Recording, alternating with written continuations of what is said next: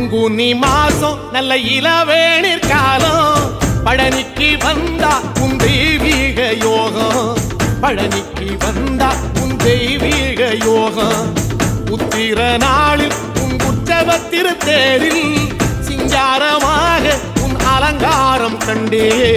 அலங்காரம் காண நான் ஆனந்தமானே கைலாசன் மகராசாகும் வாசல் வந்தேனே குளிரான பன்னீரால் அபிஷேகம் கண்டேனே